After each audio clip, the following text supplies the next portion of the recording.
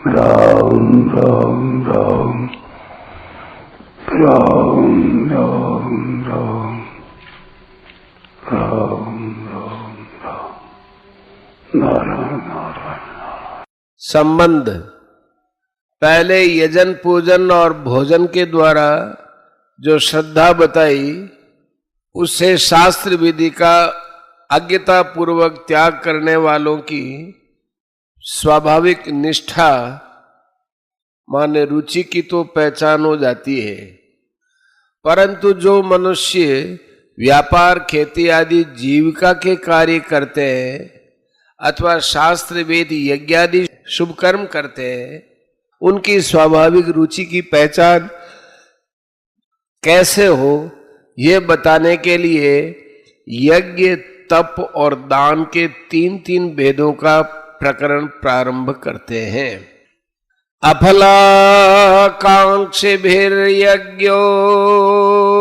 विधि दृष्टो युज्यते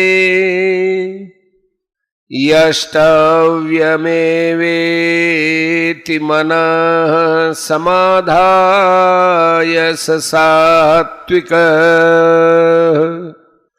यज्ञ करना ही कर्तव्य है, इस तरह मन को समाधान करके अर्थात संतुष्ट करके फलेच्छा रहित मनुष्यों द्वारा जो शास्त्र विधि से नियत यज्ञ किया जाता है वह सात्विक है।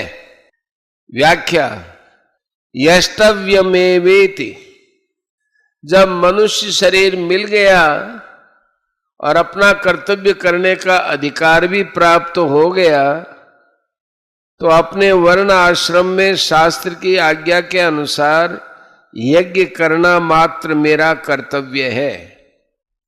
एव इति, ये दो अव्यय लगाने का तात्पर्य है कि इसके सिवाय दूसरा कोई भाव न रखें। इस यज्ञ से इस लोक में और परलोक में मुझे क्या मिलेगा, इससे मुझे क्या लाभ होगा, ऐसा भाव भी न रहे, केवल कर्तव्य मात्र रहे। जब उससे कुछ मिलने की आशा ही नहीं रखनी है तो फिर फलेच्छा का त्याग करके यज्ञ करने की जरूरत क्या है। इसके उत्तर में भगवान कहते हैं मनस समाधाय, अर्थात यज्ञ करना हमारा कर्तव्य है, ऐसे मन को समाधान करके यज्ञ करना चाहिए। अफलाकांक्षी भी, मनुष्य फल की इच्छा रखने वाला न हो। लोक परलोक में मुझे इस यज्ञ का अमुक फल मिले ऐसा भाव रखने वाला न हो।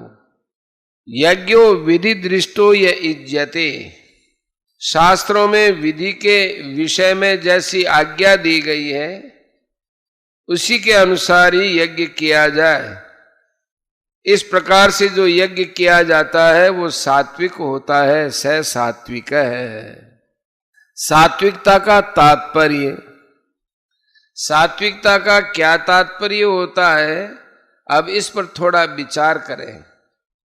यष्टव्यम, यज्ञ करना मात्र कर्तव्य है, ऐसा जब उद्देश्य रहता है तब उस यज्ञ के साथ अपना संबंध नहीं जुड़ता। परंतु जब कर्ता में वर्तमान में मान आदर सत्कार आदि मिले, मरने के बाद स्वर्ग आदि लोक मिले तथा आगे के जन्म में धनादि पदार्थ मिले, इस प्रकार की इच्छाएं होंगी तब उस यज्ञ के साथ संबंध जुड़ जाएगा। तात्पर्य है कि फल की इच्छा रखने से यज्ञ के साथ संबंध जुड़ता है। केवल कर्तव्य मात्र का पालन करने से उससे संबंध नहीं जुड़ता, प्रत्युत उससे संबंध विच्छेद हो जाता है। कारण कि स्वार्थ तथा अभिमान न रहने से कर्ता की अहंता शुद्ध हो जाती है।